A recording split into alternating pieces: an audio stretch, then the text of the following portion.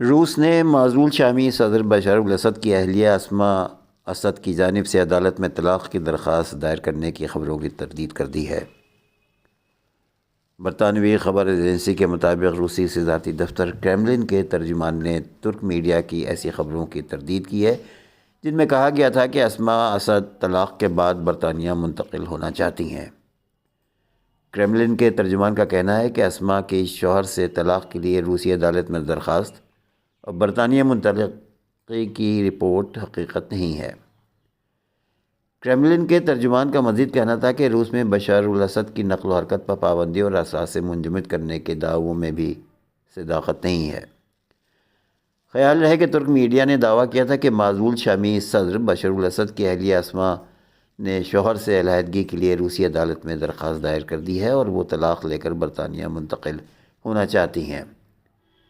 Reports کے مطابق اسما Moscow میں خوش نہیں ہیں اور وہ واپس برطانیہ اپنی والدہ کے پاس جانا چاہتی ہیں جہاں وہ پیدا ہوئی تھیں۔ وہ وہیں پلی بڑھی تھیں اور تعلیم حاصل کر کے ان کے پاس اب بھی برطانوی شہریت ہے۔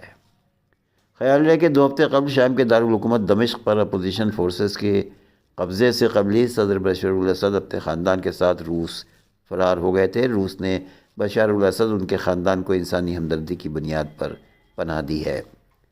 بشار الاسد کے والد حافظ الاسد کے سن 2000 میں انتقال کے بعد 34 سالہ بشار الاسد صدر مقرر کیے گئے۔ اس کے چند ماہ بعد بشار الاسد نے اسما سے شادی کر لی جس نے بہت سے لوگوں کو حیران کر دیا تھا۔ دونوں کے 2 بیٹے اور 1 بیٹی ہے۔ لندن کے ایک شامی نژاد سنی خاندان میں پیدا ہونے والے اسما کے والد ماہر امراض قلب تھے اور ایک پرائیویٹ کلینک میں پریکٹس کرتے تھے۔ ان کی والدہ ایک سفارتکار تھیں اور لندن میں شامی سفارت خانے میں فرسٹ سیکرٹری کے طور پر کام کر چکی تھیں۔ برطانوی news web site Daily Mail کے ایک رپورٹ کے مطابق اسما نے ڈکٹیٹر شوہر کے دور حکومت میں عیش و عشرت بھری زندگی گزاری اور خاتون اول کی حیثیت سے انہوں نے گھریلو اشیاء و کپڑوں پر لاکھوں ڈالر خرچ کیے۔ شام میں خانہ جنگی کے دوران جب بشار الاسد کی حکومت پر انسانی حقوق کے سنگین خلاف ورزیوں کے الزامات عائد کیے گئے تو ایسے میں انہوں نے اپنے شوہر کا خوب دفاع کیا اور سوشل میڈیا پر بھی خوب سرگرم رہیں۔ نومنتخب امریکی صدر ڈونالڈ ٹرمپ نے اعلان کیا ہے کہ اپنا عہدہ سنبھالنے کے فوری بعد خواجہ سراؤں کو امریکہ کی مسلح افواج اور اسکولوں سے نکال دوں گا۔ ایک تقریب سے خطاب کے دوران ٹرمپ نے کہا کہ میں بطور امریکی صدر اپنے دفتر میں پہلے دن بچوں کے جنسی استحصال کو ختم کرنے، خواجہ سراؤں کو امریکی فوج سے اور امریکہ کے ایلیمنٹری، مڈل اور ہائی اسکولوں سے باہر نکالنے کے انتظامی احکامات پر دستخط کروں گا۔ علاوہ ازیں انہوں نے منشیات فروشوں کے خلاف اعلان جنگ کرتے ہوئے کہا کہ ڈرگز بیچنے والوں کو غیر ملکی دہشت گردی تنظیم قرار دوں گا اور ان کے ساتھ سختی سے نپٹا جائے گا۔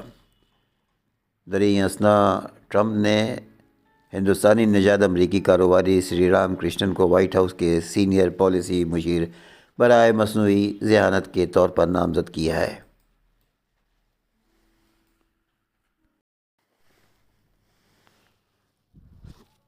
اسرائیل نے پہلی بار عوامی سطح پر حماس کے سربراہ اسماعیل ہنیہ کو شہید کرنے کا اعتراف کر لیا ہے۔ اسرائیلی وزیر دفاع اسرائیل قائز نے اپنے بیان میں کہا ہے کہ ہم حوثی رہنماؤں کے ساتھ ہی وہی کریں گے جو ہم نے اسماعیل ہنیہ، یحییٰ السنوار اور حسن نصر اللہ کے ساتھ کیا تھا۔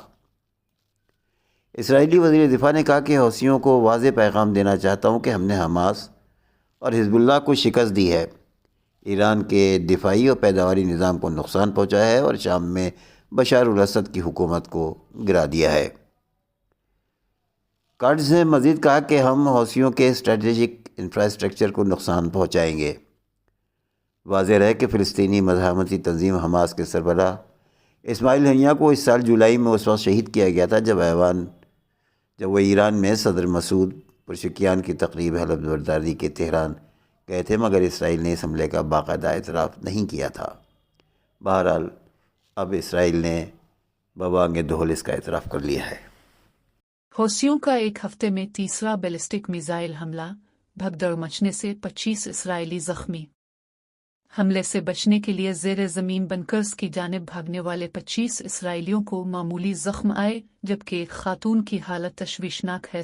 فائل فوٹو सना यमन के हौसियों ने एक बार फिर इसराइल को बैलिस्टिक मिसाइल से निशाना बनाया, जिससे इसराइली शहरों में भगदड़ मच गई।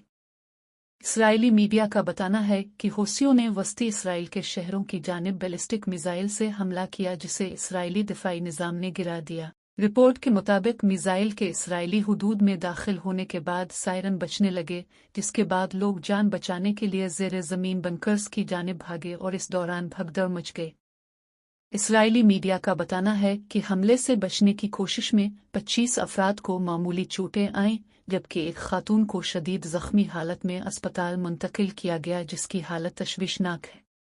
वाज़ेह रहे गुज़िश्ता एक हफ्ते के दौरान हौसियों की जानिब से इसराइल पर किया जाने वाला ये तीसरा हमला है। उर्दू की बका और तहफ़्फ़ुज़ के लिए शहनामा चैनल ज़रूर मुलाहज़ा फरमाएं।